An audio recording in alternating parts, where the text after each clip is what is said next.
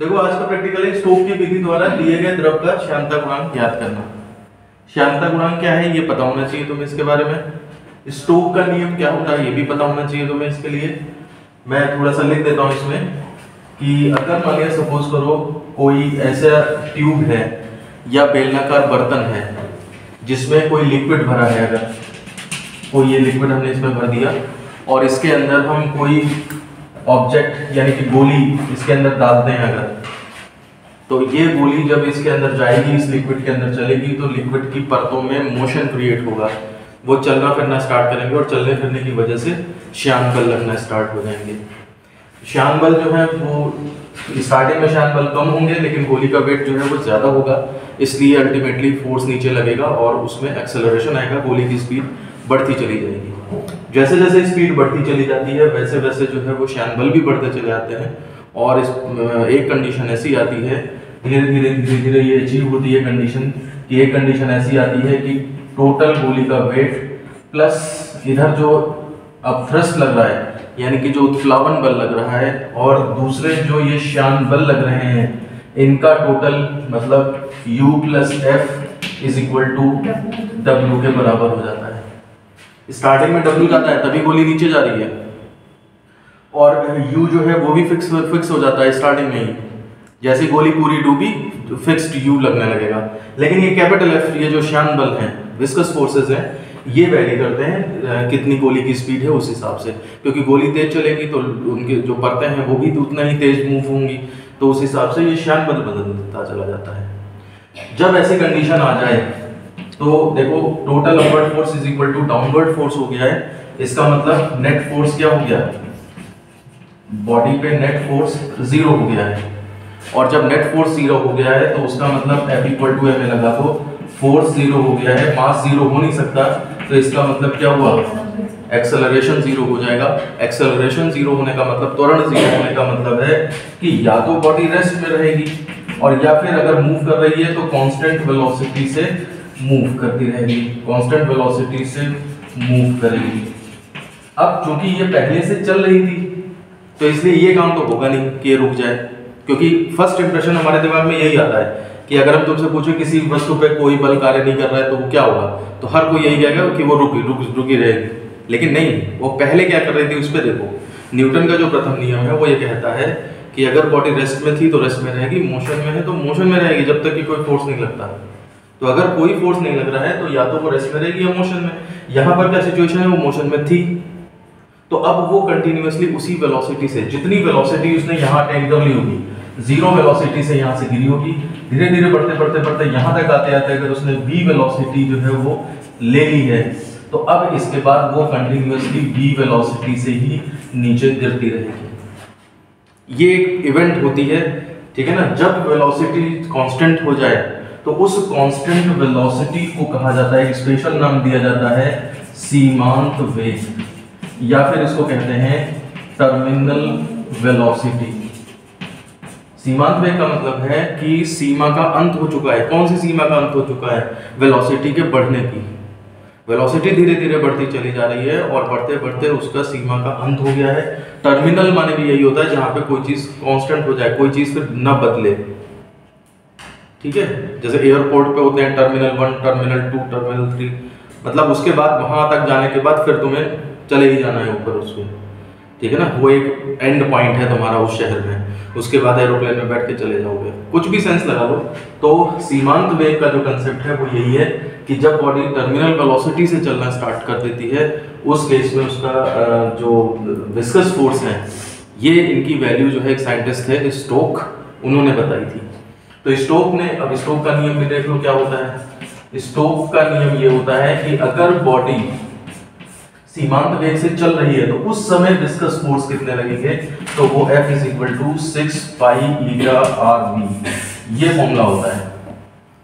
ये स्टोक ने एक्सपेरिमेंट करके दिया था। इस जो फॉर्मूले केवल एक्सपेरिमेंट के बेस पे बनते हैं उन्हें एम्पिरिकल फॉर्मूले कहते हैं, मतलब इनका कोई प्रूफ नहीं होता। आज की डेट में भी पूरी फिजिक्स में यही एक ऐसा डेरिवेशन है कि जिसको विमीय विश्लेषण की सहायता से सिद्ध किया जाता है। बाकी सबके डेरिवेशन मौजूद हैं, लेकिन कहीं भी किसी बुक में देखना तुम तो ये एक फॉर्मूला अगर डिराइव किया जाएगा तो वो विमीय विश्लेषण का कि मतलब eta to the power a r to the power b b to the power c consider कर लेंगे, फिर डायमेंशंस कंपेयर करके फिर उसके बाद ए बी सी कॉन्स्टेंट्स निकालेंगे, वही तरीका हर जगह मिलेगा जाकर के। तो ये एक्सपेरिमेंटल फॉर्मूला है, उसके बेस पे इन्होंने कैलकुलेट किया। इससे भी पता लगता है वेलोसिटी बढ़ेगी तो विस्कस फोर्सेस बढ़ेंगे, जैसे जैसे वेलोसिटी बढ़ेगी विस्कस फोर्सेस बढ़ेंगे। तो ये जो कंसेप्ट है यही सीमांत वेग की परिभाषा देने के काम में आता है, और यही कंसेप्ट जो है तुम्हारा स्टोक के नियम को बताने के काम में आता है। और स्टोक के नियम में जो ये तीन चीजें हैं ये कौन सी हैं? ईटा जो है वो द्रव का श्यानता गुणांक है, जिसकी जो चीज हमें इस प्रैक्टिकल में निकालनी है, द्रव का श्यानता गुणांक, viscous coefficient of viscosity of liquid, ये है। आर जो है वो जो गोली हमने गिराई है उसकी रेडियस है, मतलब त्रिज्या है, और v जो है वो तुम्हारा कौन सा वेग है? ये तुम्हारा सीमांत वेग है, ठीक है। तो ये इस स्टोक के नियम की सहायता से द्रव का श्यानता गुणांक ज्ञात करना, मतलब ये रूल यूज नहीं करा जाएगा, इससे पहले हम टर्मिनल वेलोसिटी का फॉर्मूला डिराइव करेंगे। थ्योरी में हमारे पास ये है कि इस फॉर्मूले से इस फॉर्मूले की हेल्प से फिर ये वैल्यू यहाँ रख दी जाती है, जो इसके ऊपर उत्प्लावन बल लग रहा है वो यहाँ रख दिया जाता है, और जो इसका वेट है वो यहाँ रख दिया जाता है। छोटा सा डेरिवेशन होता है, बहुत इंपॉर्टेंट होता है सीमांत वेग निकालने का। और फिर जब हम इसे सॉल्व करते हैं तो हमारे पास फॉर्मूला निकल के आता है सीमांत वेग का, v = 2/9 r² rho minus sigma upon ईटा। ये वाला फॉर्मूला निकल के आता है सीमांत वेग का। ये याद भी करना पड़ता है, न्यूमेरिकल्स में भी काम आता है, कंसेप्चुअल क्वेश्चन सॉल्व करने के भी काम में आता है। तो स्टोक के नियम से ये फॉर्मूला डिराइव किया जाएगा पहले, और इसके बेस पे तब हम ये प्रैक्टिकल परफॉर्म करेंगे। स्टोक के नियम, स्टोक की विधि द्वारा, समझ रहे हो बात को? स्टोक का नियम डायरेक्ट नहीं लगेगा, स्टोक के नियम से सीमांत वेग का फॉर्मूला मिलेगा, और सीमांत वेग के फॉर्मूला, ये वाला फॉर्मूला सब अप्लाई करके इसमें हम रो जो है वो इस मटेरियल की डेंसिटी है जिससे गोली बनी हुई है, सिग्मा जो है वो तुम्हारा ये लिक्विड है उसकी डेंसिटी है, और आर जो है वो त्रिज्या हो गई, ईटा जो है श्यानता गुणांक है, बी तुम्हारा सीमांत वेग है।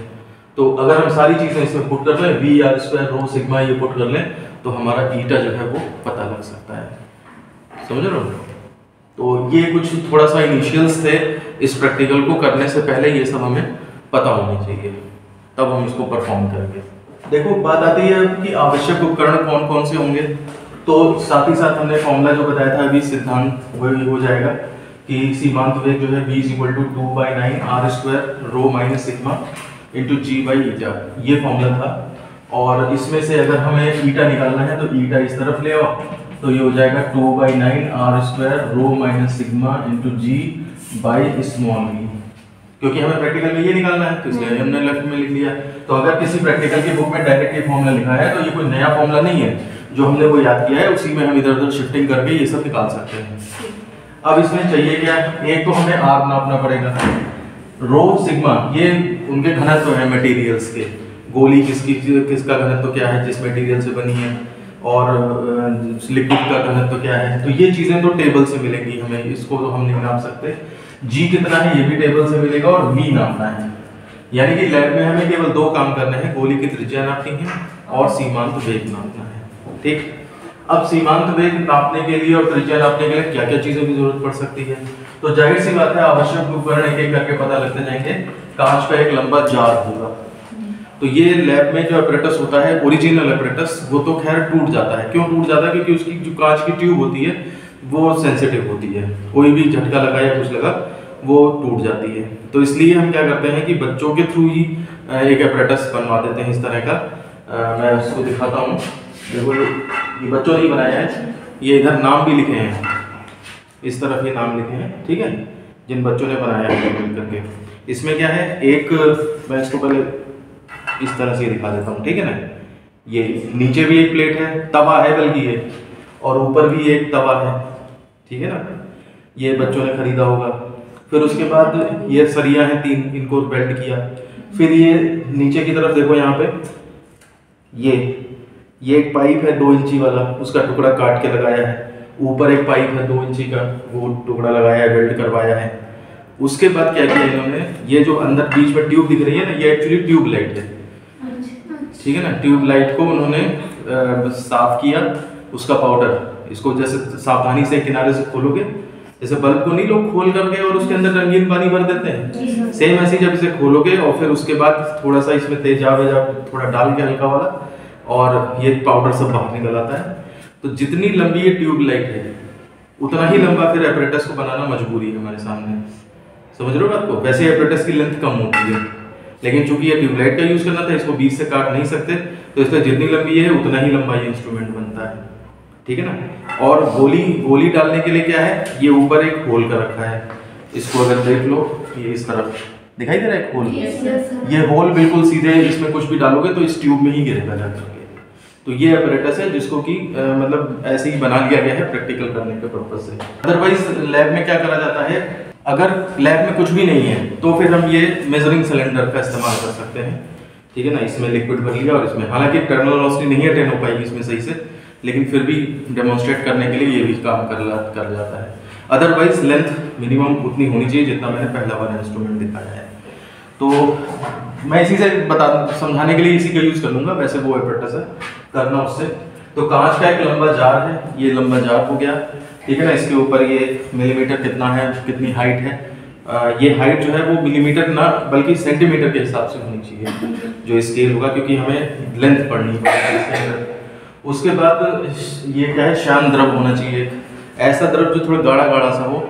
ग्लिसरीन सबसे बेस्ट रहता है, ग्लिसरीन वो जब मुंह में छाले हो जाते हैं तो लगाते हैं ना, या फिर मोबिल ऑयल जो गाड़ी की सर्विसिंग कराते हैं, इंजन ऑयल जो होता है वो मोबिल का यूज कर सकते हैं। स्टील की छोटी गोली जो साइकिल के छर्रे वगैरह होते हैं स्टील के, वो यूज करेंगे। स्टॉप क्लॉक टाइम वगैरह मेजर करने के लिए जरूरत पड़ती है, और स्क्रू गेज रेडियस नापने के लिए जरूरत पड़ती है। जो छोटी गोली होगी वो उसकी रेडियस नापनी पड़ेगी। तो ये सारे जो है वो आवश्यक उपकरण हैं जो हमें जरूरत पड़ेगी इसमें।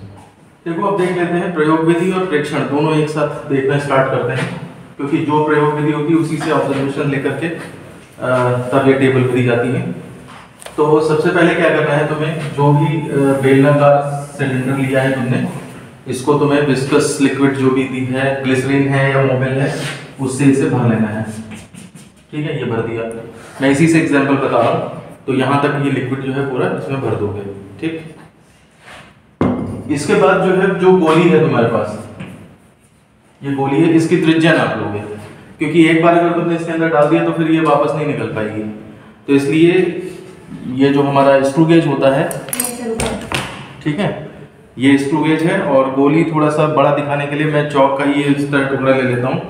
तो इसकी रेडियस जो है तुम यहाँ से नाप लोगे, उसकी टेबल ये बनी हुई है, ठीक है। और ये रेडियस एक बार नाप के रीडिंग लेके और फिर इसके बाद इसको यहाँ पे धीरे से छोड़ दोगे, धक्का नहीं देना है, धकेलना नहीं है उसे, सीधे बस हाथ से ऐसे छोड़ देनी है, ठीक है।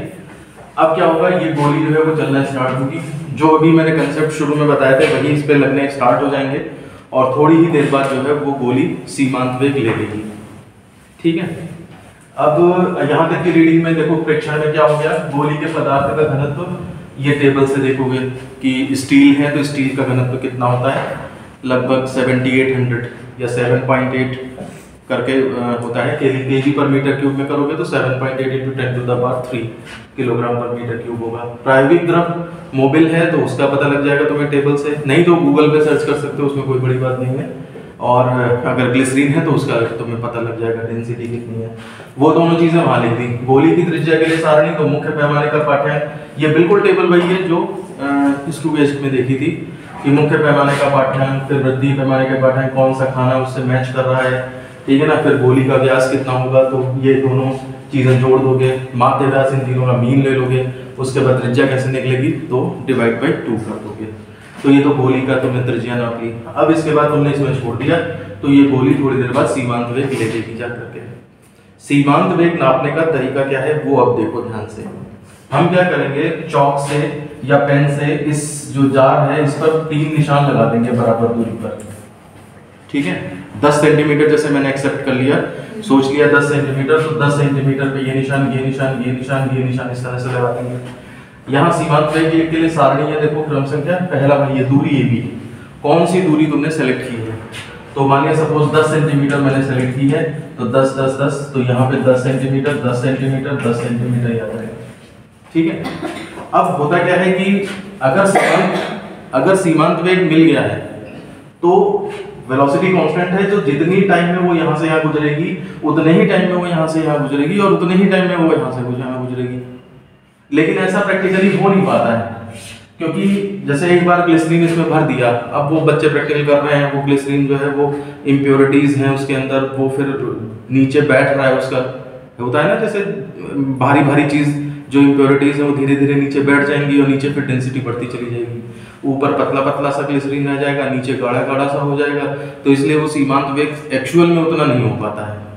तो हम क्या करेंगे, यहाँ पे जैसे निशान लगा दिया, ये गोली समझ लो चलती हुई वहां से आ रही है, स्टॉप क्लॉक ध्यान रखेंगे हम, ठीक। और यहाँ पर वही स्टॉप क्लॉक काम करेगी जो मोबाइल में होती है, जिसमें कि लैप्स होती हैं, याद है लैप मतलब एक बार दबाया तो वो टाइम स्टोर हो गया, दूसरी बार दबाया वो टाइम स्टोर हो गया, तीसरी बार दबाया वो भी टाइम स्टोर हो गया, चौथी बार दबाया वो भी टाइम स्टोर हो गया।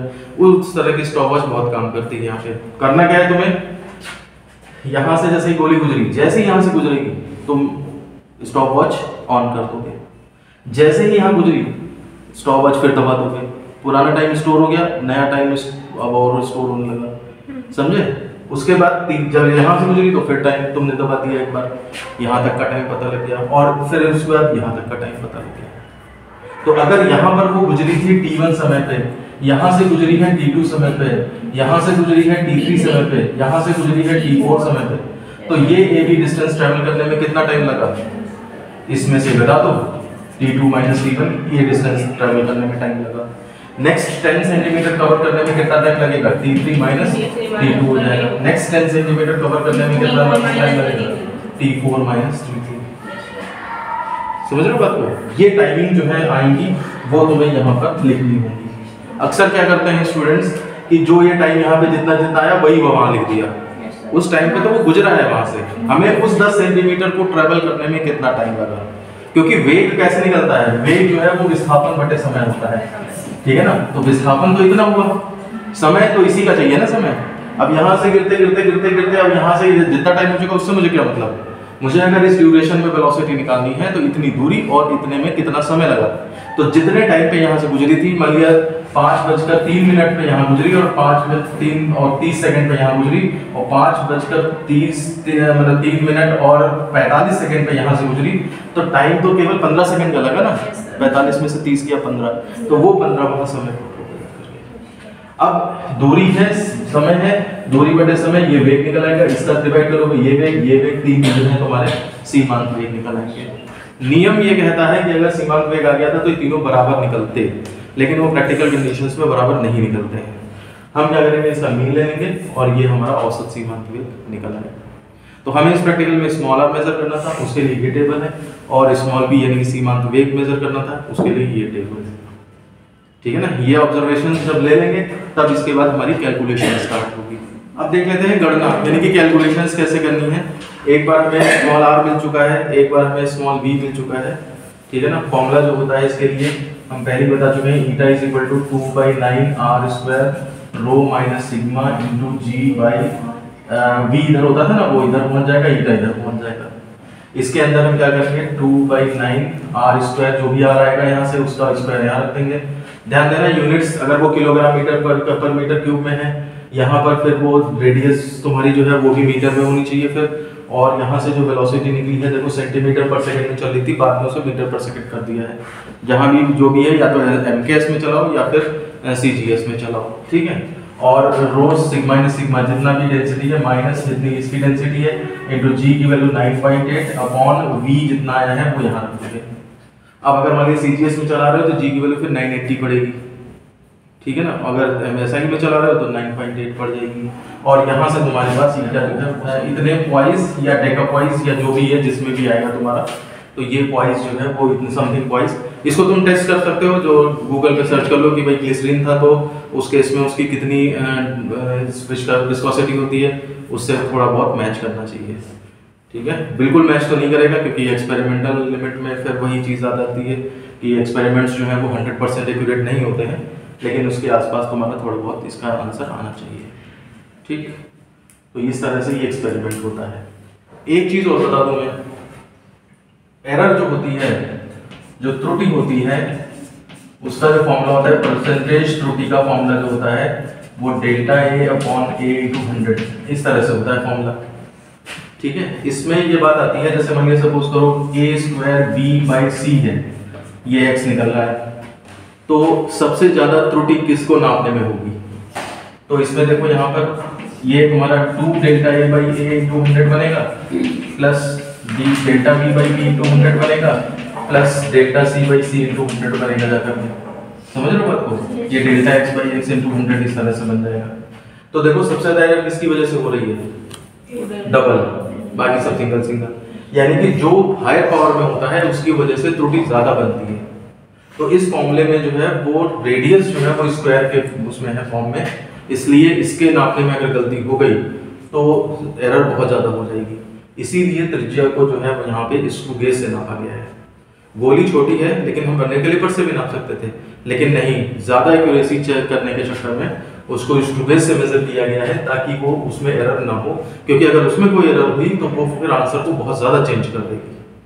तो इसलिए कभी कभी वाइवा में क्वेश्चन पूछ लेते हैं कि गोली की त्रिज्या जो है वो स्क्रू गेज से क्यों नापी जाती है, वर्नियर कैलिपर से नहीं नाप सकते? तो यही बताएंगे क्योंकि उसका इसमें स्क्वायर आ रहा है, इस वजह से उसके होने वाली एरर जो है वो ज्यादा होगी और इस वजह से जो है हमारा जो एक्सपेरिमेंट है वो ज़्यादा गड़बड़ हो सकता है, इसलिए हम इस लेंथ को स्क्रू गेज से नापते हैं। तो स्टूडेंट्स, आज के वीडियो में हम देख चुके हैं कि श्यानता गुणांक का प्रैक्टिकल किस प्रकार किया जाता है और ये स्टोक्स नियम की सहायता से किया जाता है।